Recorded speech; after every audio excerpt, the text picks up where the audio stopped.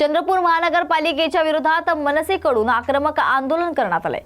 तर चंद्रपूर येथील नागरिकांना महानगरपालिकेने कोणतीही पूर्वसूचना न देता चंद्रपुरात ठिकठिकाणी रस्ते खोदल्यामुळे नागरिकांना नाहक त्रास सहन करावा लागतोय। मात्र याकडे लोकप्रतिनिधी आणि मनपाचे दुर्लक्ष होत असल्याने आज 11 फेब्रुवारीला चंद्रपूर शहरातील जेटपुरा गेट येथे मनपाच्या विरोधात महाराष्ट्र नवनिर्माण सेनेचे जिल्हाध्यक्ष मनदीप रोडे यांच्या नेतृत्वात आक्रमक आंदोलन करण्यात आले। आंदोलनादरम्यान मनसेच्या कार्यकर्त्यांनी मास्क लावून महानगरपालिकेचा जाहीर निषेध नोंदवलाय। चंद्रपूर शहरात जाण्यासाठी एकच मुख्य रस्ता असल्याने या रस्त्यावर महानगरपालिकेने कोणतीही पूर्वसूचना न देता खोदकाम सुरू केले। यामुळे शाळकरी विद्यार्थ्यांसह रुग्णांना सुद्धा या रस्त्यावरून जाताना त्रास सहन करावा लागतोय। याकडे मनपा आयुक्त दुर्लक्ष करत असल्यामुळे मनसेने आंदोलन केलं असून रस्त्यावर मार्गक्रमण करणाऱ्या नागरिकांना मास्कचे वाटप देखील करण्यात आले।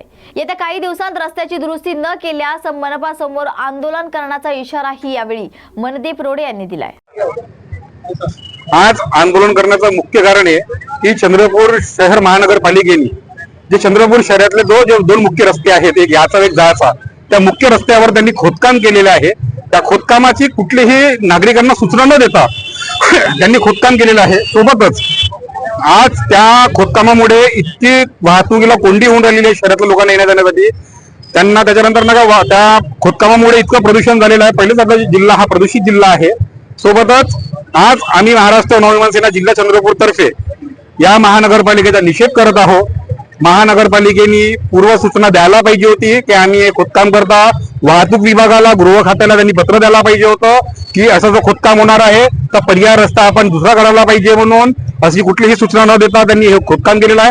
सोबतच आज आम्ही महाराष्ट्र नवनिर्माण सेनेच्या माध्यमातून महानगरपालिकेचा मास्क घालून निषेध दर्शवत आहोत। सोबतच चंद्रपूर शहरातील जनतेला मास्क वाटपाचा कार्यक्रम भी करता महानगरपालिकेच्या निषेधार्थ ना। अगर महानगरपालिकेने या लवकरात लवकर याची उपाययोजना नाही केली तर महानगरपालिकेच्या पुढे महाराष्ट्र नवनिर्माण सेना जिल्हाभर आंदोलन पेटवल, एवढीच त्यांना मी माझ्या महाराष्ट्र नवनिर्माण सेनेच्या माध्यमातून त्यांना सूचना देतो।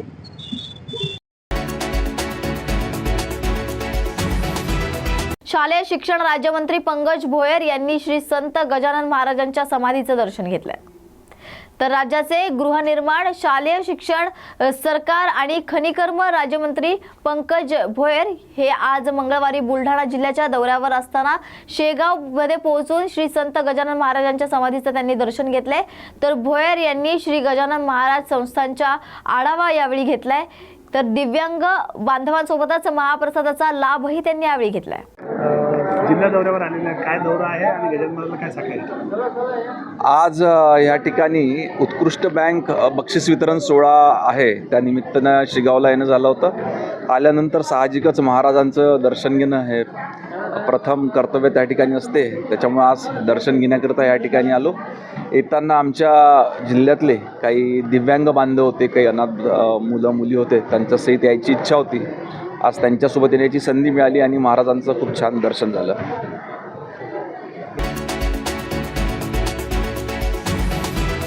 चोपड्यातील शिक्षाधारकांनी 28 फेब्रुवारीपर्यंत ई-केवायसी करावी असं आवाहन तहसीलदारांकडून करण्यात आलंय। तर तहसील कार्यालयातील पुरवठा विभागाच्या माध्यमातून नागरिकांना विविध योजनांसाठी शिक्षापत्रकेच्या वाटप करण्यात येत आहे आणि त्या शिक्षापत्रकेच्या माध्यमातून नागरिकांना विविध लाभ मिळतोय।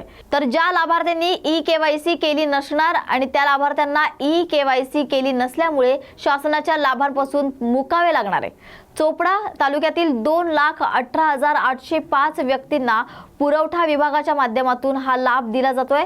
त्यापैकी 1,29,727 नागरिकांनी ई-केवायसी केली आहे। उर्वरित नागरिकांनी 28 फेब्रुवारीपर्यंत ई-केवायसी न झाल्यास त्यांना योजनांचा लाभ मिळणार नाही। 28 फेब्रुवारीपर्यंत उर्वरित नागरिकांनी स्वस्त धान्य दुकानावर जाऊन आपली ई-केवायसी करून घ्यावे असं आवाहन देखील तहसीलदार भाऊसाहेब थोरात यांनी यावेळी केले। चोपड्या तालुक्यातील सार्वजनिक वितरण व्यवस्थेअंतर्गत पात्र शिधापत्रिकाधारक जसे अंत्योदय योजना, प्राधान्य कुटुंब योजना यामधील जे लाभार्थी आहेत, व्यक्ती आहेत, यांनी आपले स्वतःची ई-केवायसी संबंधित रेशन दुकानामध्ये जाऊन करावायचं आहे। चोपडा तालुक्यात एकूण 2,18,805 व्यक्तींना आपण पुरवठा विभागाच्या योजनेचा लाभ देतो। त्यापैकी आज अखेर केवळ 1,29,727 ह्या व्यक्तींनीच रेशन दुकानात जाऊन आपली KYC करून घेतलेली आहे. बरेच व्यक्ती या स्थलांतरित आहेत, नोकरी, व्यवसाय, व्यापारानिमित्त बाहेरगावी आहेत किंवा काही ठिकाणी शिधापत्रिकेत जे मुली आहेत त्यांचं विवाह त्या बाहेरगावी गेले आहेत. ते वगळून इतर जे उर्वरित लाभार्थी आहेत त्यांनी आपल्या नजीकच्या केंद्रामध्ये जाऊन आपण स्वतः KYC करून घ्यावी. 19,078 इतक्या मोठ्या संख्येनं KYC बाकी असलेल्या व्यक्तींची संख्या आहे आणि 28 फेब्रुवारी 2025 ही KYC करण्याची अंतिम दिनांक आहे. भविष्यामध्ये आपण KYC न केल्यास आपल्याला अन्नधान्य पुरवठा किंवा अन्नाचा शिधा अशा काही वस्तू शासनाकडून वितरित होतील त्यावेळी ते आपल्याला मिळणार नाही. आपल्याला शासनाच्या योजनापासून वंचित राहावं लागेल. त्यामुळे आपण तातडीने लवकरात लवकर आपल्या नजीकच्या स्वतः दुकानामध्ये जाऊन आपली KYC घेऊन जावेत. सोबत फक्त आपण आधार कार्ड असावेत आणि रेशन कार्ड देखील आपले असावेत, जेणेकरून KYC करणे सुलभ होईल. आपणास मी आवाहन करतो की आपण आमच्या आव्हानाला साथ द्यावी.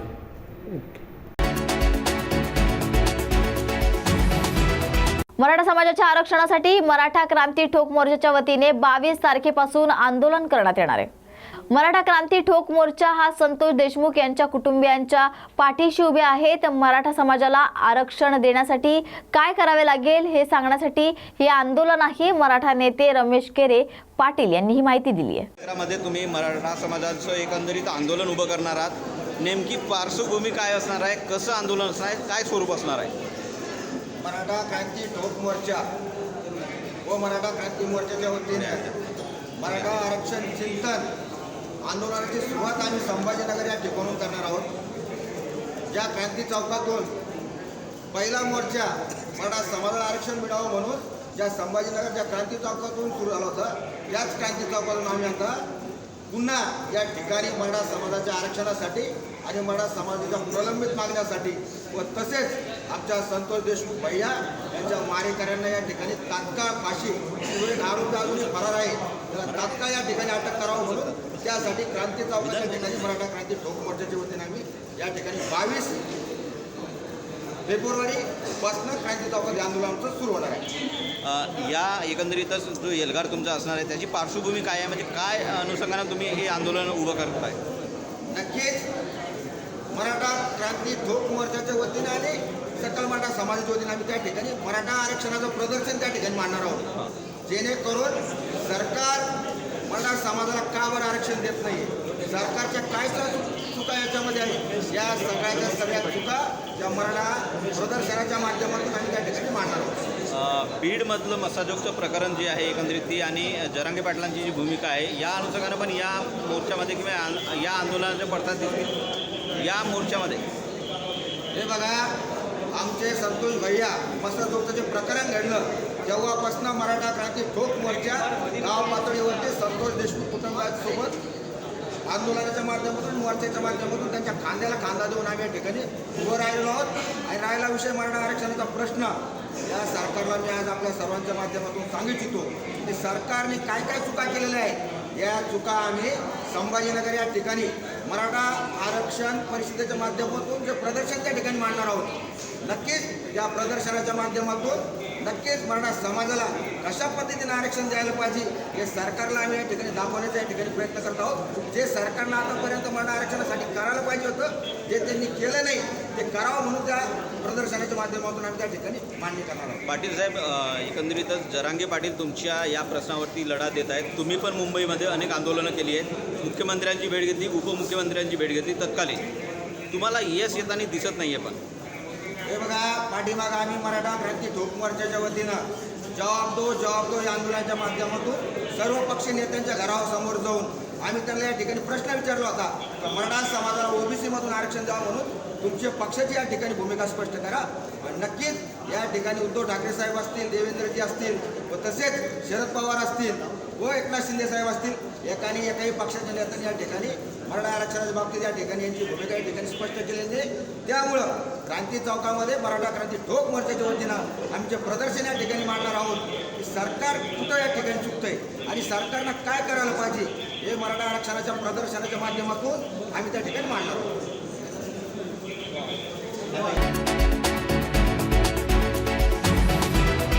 भाजपला ओरिजिनल ठाकरेंशिवाय पर्याय नाही असं वक्तव्य चंद्रकांत खैरे यांनी केलंय.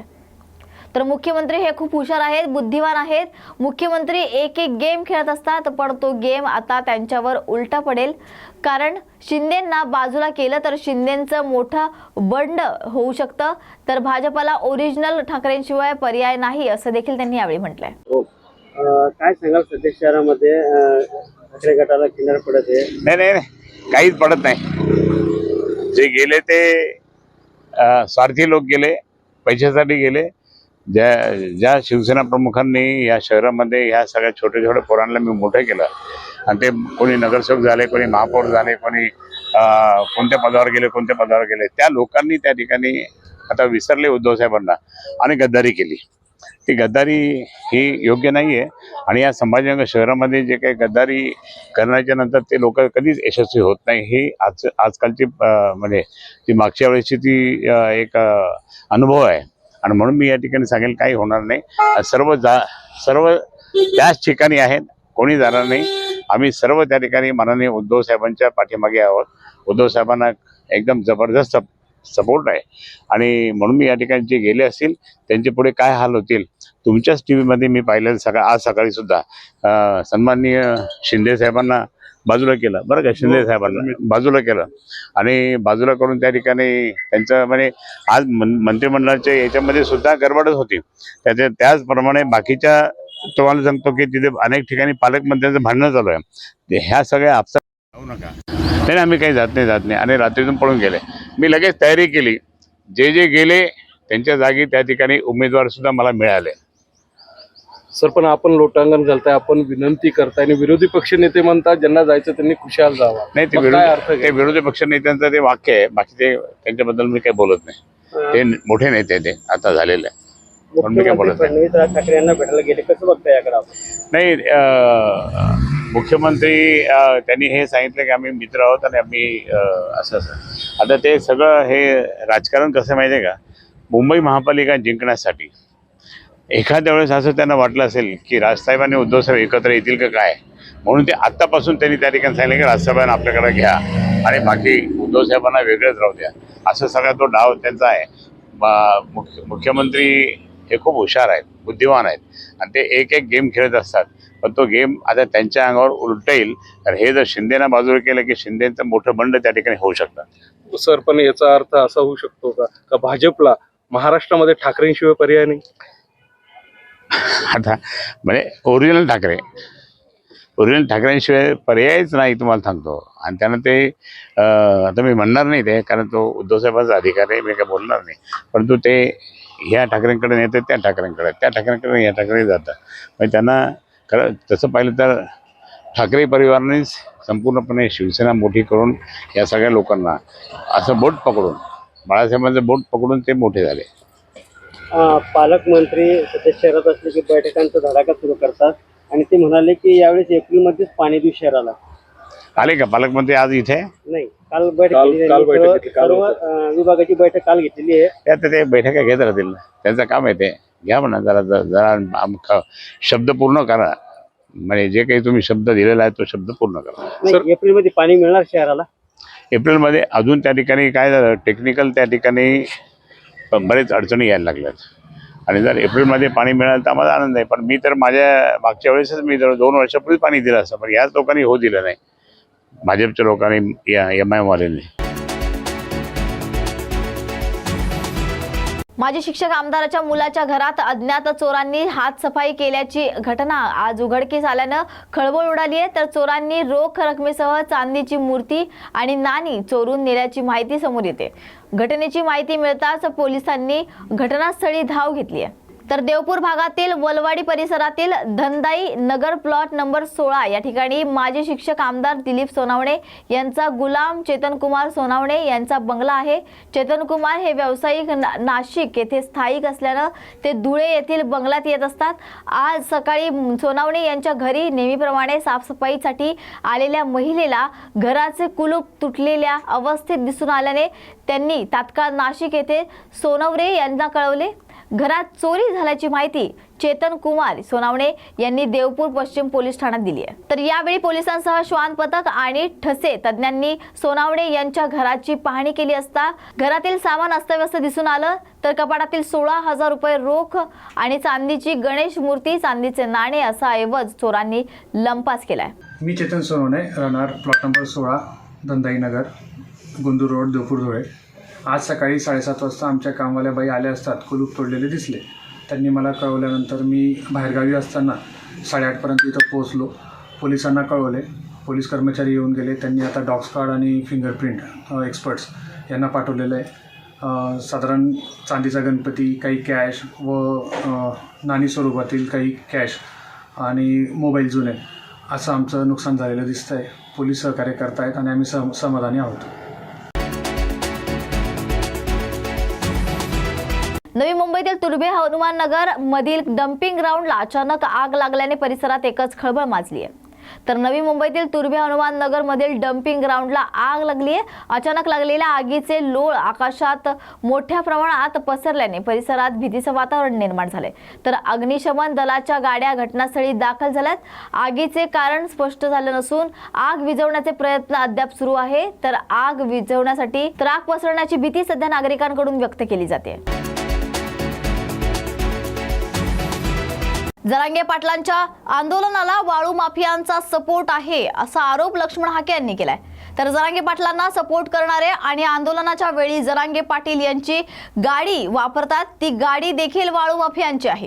जरांगे पाटलांच्या आंदोलनाला या वाळू माफियांचा सपोर्ट आहे। वाळू माफियांचा सपोर्ट घेणं न घेणं हे कायदा सुव्यवस्था बघून घेईल। कायद्याचा भंग करतील, महसूल बुडवतील, त्यांना कायदा बघून घेईल अशी प्रतिक्रिया त्यांनी यावेळी दिली आहे। किंवा सुरेश धस यांनी ज्यावेळी निवडून आल्यानंतर विजयाचा गुलाल घेत असताना त्यांनी ओबीसीच्या नेत्यांवरती आणि ओबीसीच्या इव्हन माझंही नाव घेऊन मी तर तिथं प्रचारालाही गेलो नव्हतो। त्यामुळे सुरेश धसांचा हा खरा जातीवादी चेहरा समोर आलेला आहे। ओबीसीच्या विरोधामध्ये खरं काय आहे त्यांचं, खरं तर सोमनाथ सूर्यवंशी यांचे जे मारेकरी आहेत त्या लोकांवरती कारवाई करू नये असे सुरेश धस म्हणूच कसे शकतात। त्यामुळे सुरेश धसांच्या डोक्यावर इलाज करण्याची खरंच गरज आहे असं मला वाटतं। दुसरीकडे पंकजा मुंडेंचं वक्तव्य आहे, गोपीनाथ मुंडे यांच्यावर प्रेम करणारे जर सगळे नेते जमले किंवा कार्यकर्ते जमले तर एक स्वतंत्र पक्ष स्थापन होतो। हे बघा, पंकजाताई एका पक्षाच्या वरिष्ठ नेत्या आहेत। त्यांनी काय करावं किंवा करू नये यापेक्षा आज रोजी एका ओबीसीच्या संघटनाची, लढाऊ संघटनेची या महाराष्ट्रामध्ये गरज आहे। आज रोजी महाराष्ट्रामध्ये ओबीसीची विचारधारा मांडणारा एक पक्ष निर्माण होणं ही अत्यंत काळाची गरज आहे। नाहीतर सुरेश धस सारखा माणूस ओबीसींचीच मतं घेतो आणि विजयी सभेमधून सांगतो की अरे हाके, मला धनगरांनी एवढी मतं दिलेत, त्याच धनगरांची बिंदू निमावली, त्याच धनगरांच्या शिक्षकांसंदर्भात 8-10 दिवसामध्ये, महिन्याभराच्या कालावधीमध्ये गरळ ओकतो। अशा लोकांना आम्हाला निश्चित धडा शिकवता येईल। ओबीसीचं संघटन या महाराष्ट्रात असणं आवश्यक आहे आणि त्याच्याही पलीकडे जाऊन या महाराष्ट्रामध्ये एक ओबीसीचा पक्ष असणं आवश्यक आहे की जेणेकरून जे लोक ओबीसीच्या मतावर निवडून येतात आणि निवडणूक जिंकल्यानंतर लगेच या महाराष्ट्रामध्ये ओबीसीवरती, ओबीसीच्या बाजूने बोलायला तयार नसतात, या लोकांना धडा शिकवण्याची गरज आहे। आणि याच्याही पलीकडे जाऊन या महाराष्ट्रामध्ये कारखानदारांचं राजकारण आहे। या महाराष्ट्रामध्ये सर्वसामान्य माणसांची राजनीती, धोरण ठरवणारे पक्ष, धोरण ठरवणारं नीती या महाराष्ट्रामध्ये ओबीसीचा पक्ष निर्माण झाल्याशिवाय येणार नाही। अभिनेते राहुल सोलापूरकर पुन्हा एकदा चर्चेत आले। आधी छत्रपती शिवाजी महाराजांबद्दल वादग्रस्त विधान आणि त्यानंतर आता पुन्हा डॉक्टर बाबासाहेब आंबेडकरांबद्दलचं विधान। बघा, राहुल सोलापूरकरांनी अशी वक्तव्य टाळावी, कारण सामाजिक उत्थानाचं काम करणारे महामानव असतील किंवा महापुरुष असतील, राष्ट्रपुरुष असतील, या महाराष्ट्राचं आराध्य दैवत असेल, या दैवतांबद्दल बोलू नये। कारण तेवढं कर्तृत्व किंवा त्यांच्यावर बोलण्याची आपली लायकी आहे का? लायकी नसेल तर सामान्य माणसाप्रमाणे राहावं। एवढ्या महामानवावरती टीका करून राहुल सोलापूरकरांनी जी अभिनय क्षेत्रामध्ये जी काही एक पत मिळवलेली होती ती पत पाण्यात मिसळलेली आहे।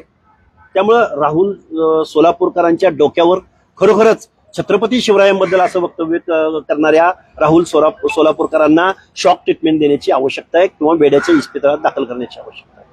मनोज जरांगे यांनी ज्या नोटवर उपोषण सोडलं होतं त्याचाच पुढची रिओढत ते पुन्हा एकदा उपोषणाला बसण्याचा त्यांनी इशारा दिलेला। जरांगे पाटलांनी आठवड्यातले 2 दिवस उपोषण करावं आणि महाराष्ट्रातल्या सर्व प्रश्नावरती त्यांनी बोलावं की जेणेकरून त्या प्रश्नांकडे लक्ष वेधलं जाईल। जरांगे पाटला उठसूट उपोषण, अरे चाललंय काय? मग प्रत्येक वारी 15 दिवसाला एक वारी येते किंवा मग आठवड्याला एक रविवार येतो. जरूर उपोषण करावं, ते त्यांच्या तब्येतीला मानवणारं आहे आणि त्यांच्या तब्येतीला ते शोभणार आहे. मला वाटतंय परिस्थितीचं गांभीर्य जरांगेंनी घालवू नये. तर या होत्या महाराष्ट्रातील घडणाऱ्या काही महत्त्वाच्या घडामोडी. अशाच महत्त्वाच्या घडामोडींसाठी पाहत रहा न्यूज मराठी 24/7. नवा भारत, नवा विचार.